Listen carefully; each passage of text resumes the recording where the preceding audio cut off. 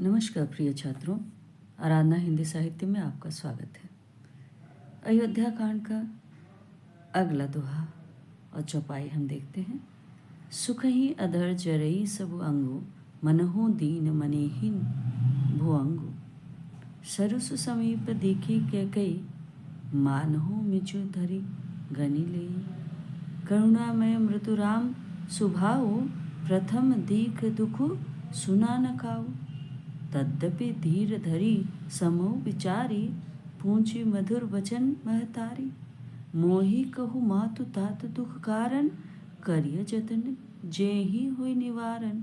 सुनहु राम सबु कारण एहु, राजहि तुम पर बहुत स्नेहु। दोहा देन कनेहि मोहि दुई वरदाना, मांगो जो कछु मोहि सुहाना। सो सुने भयो भूपुर सोचू, छाड़ी न सकहीं तुम्हार संकोचू। दोहा है सुत स्नेहु इत वचनु, उत संकट परेउ नरेशु। सकहु त आयशु धरो, सिर मेटहु कठिन कलेशु। तो इन जो पंक्तियां हैं, इसमें कैकेयी के कोप भवन में राम के पहुंचने पर राजा दशरथ को अत्यंत चिंताग्रस्त देखने पर राम ने कैकेयी से पूछा, ये क्यों? इसका कवि ने इस प्रसंग में उल्लेख किया है। कहा है राम ने देखा कि राजा दशरथ के ओठ सूखे हैं और सारा शरीर जल रहा है। उस दशा में वे ऐसे प्रतीत हो रहे थे मानो कोई सर्प अपनी मणि खोकर दीनहीन बन गया हो।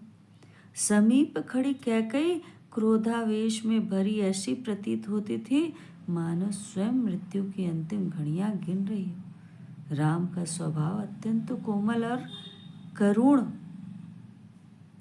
है ना। उनका स्वभाव कैसा है? बहुत ही कोमल और करुण भाव वाला है। उन्होंने ऐसा दुख पहली बार देखा था। इससे पूर्व तो कभी ऐसे भयंकर दुख के संबंध में सुना भी नहीं था।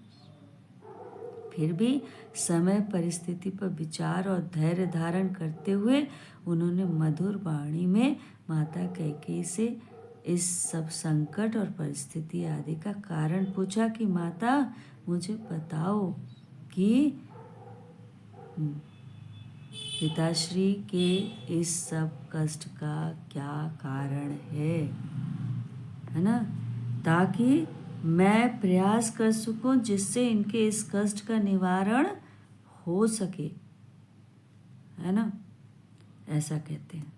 उत्तर स्वरूप कैकेयी ने राम को बताया कि इसका मूलभूत कारण यह है कि राजा तुमसे बहुत अधिक प्रेम करते हैं। ये उन्होंने राजहु तुमा बहुत स्नेहु, कारण है कि राजा तुमसे बहुत प्रेम करते हैं। आगे देखिए कि उन्होंने मुझको 2 वर देने के लिए कहा था, है ना। फलस्वरूप जो कुछ मुझे अच्छा लगा मैंने मांग लिया। उसको लेकर मन में चिंता हो गई है क्योंकि वे तुम्हारा प्रेम भाव नहीं छोड़ पा रहे। फलस्वरूप एक ओर तो प्रेम है और दूसरी ओर वर है, वचन पूर्ति है, जिससे राजा दुविधा संकट में पड़ गए। यदि कर सकते हो तो इनकी आज्ञा को शिरोधार्य करके इस कठिन संकट को मिटाओ, अगर तुम कर सको तो, है ना। ऐसा क्या है कैकेयी उनसे कहती। यहाँ राम चरित्र की दृष्टि से यह काव्य बहुत ही प्रबल है, अलंकार उत्प्रेक्षा है और इसमें करुण रस देखने को मिलता है। अगली चौपाई देखिए। निधरक बैठी कहे कटुबाणी, सुनत कठिनता अति अकुलानी।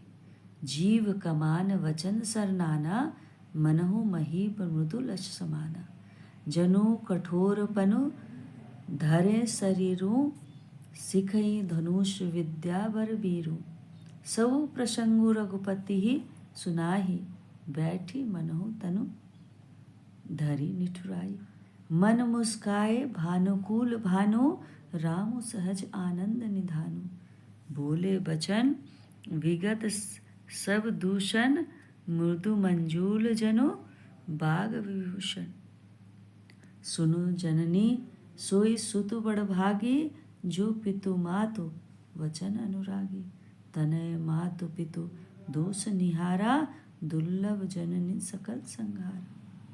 दोहा है मुनिगण मिलनु विशेषी बन सबहि भांति हित मोर तेहि मह पितु आयशु बहुरी सम्मत जननी तोर। तो ये उसी कैकेयी के कोप भवन का चित्रण हुआ है। कैकेयी बेधड़क बैठी ऐसी कटु वाणी बोल रही थी, बहुत ही कटु वाणी वो बोल रही थी और जिसे सुनकर स्वयं कठोरता भी अत्यंत व्याकुल हो उठी, है ना, ऐसा जान पड़ता है।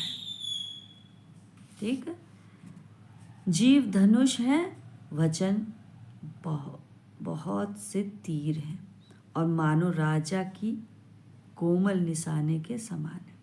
मानो स्वयं कठोरपन श्रेष्ठ वीर का शरीर धारण करके धनुष विद्या सीख रहा है। श्री रघुनाथ जी को सब हाल सुनाकर वह ऐसे बैठी हैं मानो निष्ठुरता ही शरीर धारण किए हुए। सूर्य कुल के सूर्य स्वाभाविक ही आनंद निधान श्री रामचंद्र जी मन में मुस्कुराकर सब दूषणों से रहित ऐसे कोमल और सुंदर वचन बोले जो मानो वाणी के भूषण ही थे। हे माता सुनो, वही पुत्र बड़भागी है जो माता पिता के वचनों का अनुरागी है। माता पिता को संतुष्ट करने वाला पुत्र हे जननी सारे संसार में दुर्लभ है।